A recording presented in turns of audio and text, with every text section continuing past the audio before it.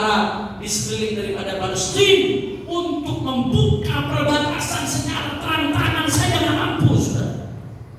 Sekedar buka perbatasan, saya belum bicara perang, belum bicara kirim senjata. Sekedar buka perbatasan untuk masukkan kontainer-kontainer bantuan makanan, agar saudara-saudara kita di Gaza gak kelaparan, gak kehausan. Mereka sudah dibombardir, masih harus kelaparan, kehausan juga, saudara.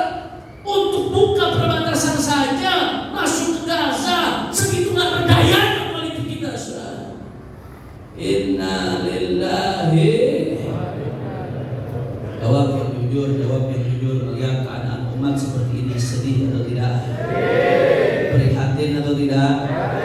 Miris atau tidak? Saya jadi teringat, saudara, kenapa ini bisa terjadi?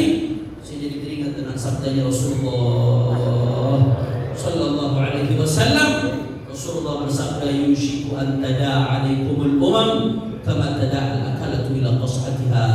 Kata Rasulullah, hampir-hampir umat-umat itu akan mengerubuti kalian sebagaimana orang yang makan di sebuah nampan mengelilingi sebuah nampan. Kalau ada orang makan di sebuah nampan, dia makan di nampan tersebut, maka otomatis orang sekeliling ini mengerubuti nampan, memakan apa yang ada di dalam nampan tersebut. Sekarang keadaan umat demikian. Nabi sudah kabarkan dari jauh-jauh hari akan terjadi sebuah zaman kita umat Islam dikeroyok kiri, kanan, depan, belakang. Ekonominya dikeroyok, politiknya dikeroyok, sosialnya dikeroyok, pendidikannya dikeroyok. Lemah, gak berdaya.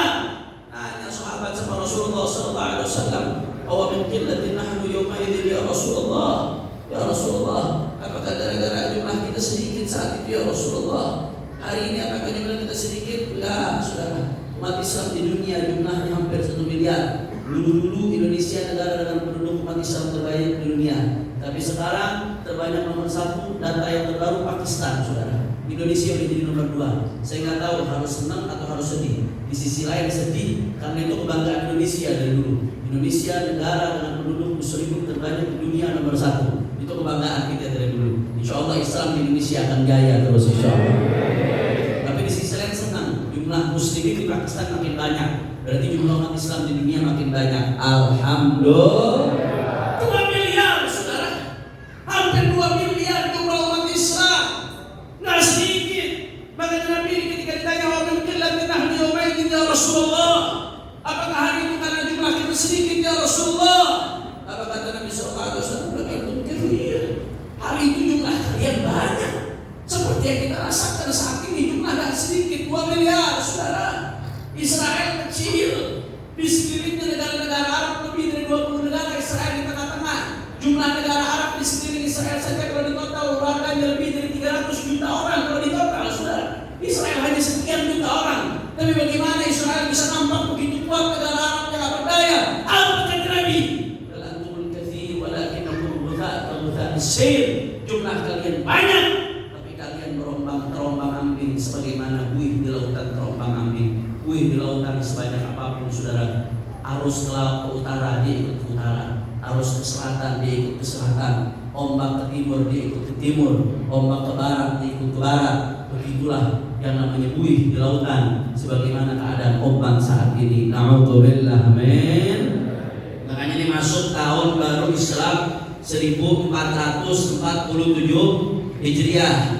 Harus ada perbaikan, umat gak boleh gini-gini aja. Kalau perorangan saja hari ini nggak bisa lebih baik dari kemarin, rugi. Hari ini lebih buruk dari kemarin, saudara, maka dia dijauhkan dari rahmat Allah. Bagaimana dengan umat yang merupakan majmu'ul afrad, kumpulan perorangan umatnya Nabi Muhammad Sallallahu Alaihi Wasallam? Maka sebagai solusi perbaikan, saudara, saya jadi teringat sebuah konsep yang dirumuskan oleh Syekhu Masyaikhina, guru daripada guru-guru kami, guru daripada Sayyidil Walid Al-Habib Rizik Syihab, guru daripada Habib Hamid Al-Habsyi, guru daripada Abuya Al-Habib Umar Abdul Aziz bin Syahab, guru daripada Abuya Al-Habib Hamid Al-Nagibi Syekh Abu Bakar, guru daripada semua masyayikh kita, termasuk guru daripada Imam Besar Masjid Agung Palembang ini, Profesor Dr. Said Aqil Munawwar, yaitu Abuya Syekh Masyayikhina Fakhrul Hijaz, Muhaddithul Haramain, Imam Ahli Sunnah wal Jamaah fi asrih, Abuya Sayyid Muhammad ibn Alawi ibn Abbas Al-Maliki Al-Hasani. Dalam salah satu pidato beliau yang terekam sampai saat ini, saudara, beliau mengatakan kalau umat mau baik, umat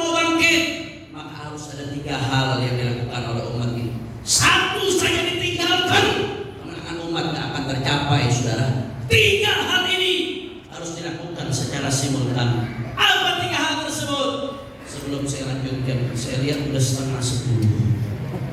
Katanya orang Palembang kalau udah 9:30 udah ngantuk biasanya. Jangan.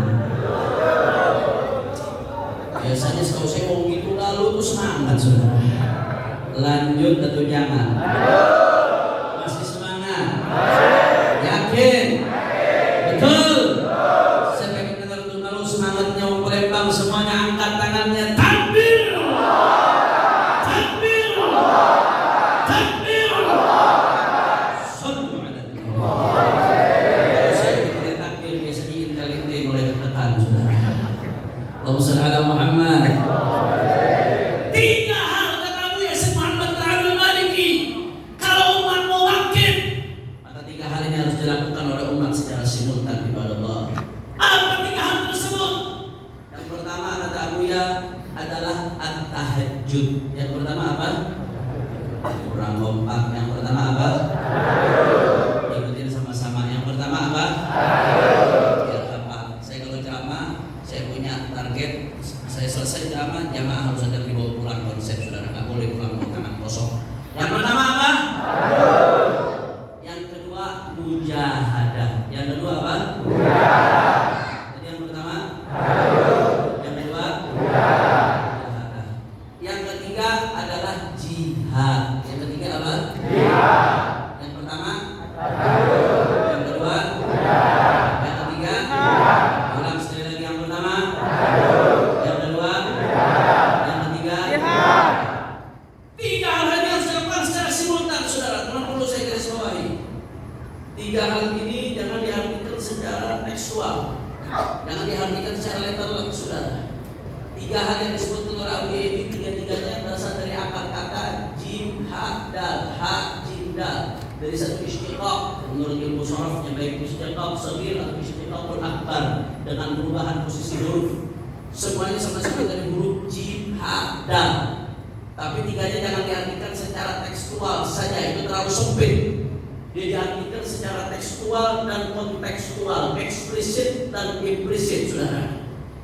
Maksudnya seperti apa, Habib? Yang pertama tahajud, ketahui ya. Kalau umat mau bangkit, yang pertama harus tahajud. Maksudnya tahajud di sini bukan hanya soal sholat malam. Sholat malam salah satu dari bagiannya. Tapi tahajud ini maksudnya simbol daripada ibadah. Umat ini kalau mau menang, betul-betul ikatannya sama Allah Subhanahu wa Ta'ala harus kuat, saudara. Ibadahnya harus betul-betul kuat. Karena kita ini menang bukan karena jumlah kita yang banyak, menang bukan karena persenjataan kita yang canggih. Ya, senjata itu bagian dari sabab, ekonomi bagian dari sabab. Nanti akan kita bahas, saudara. Tapi inti dari kemenangan kita di perang Badar, di berbagai perang-perang lainnya, perang Mu'tah, umat Islam jumlahnya hanya sekian ribu, musuh lebih dari 100.000, saudara, diberikan kemenangan oleh Allah. Kenapa? Karena yang memberikan kemenangan mereka sadar bukan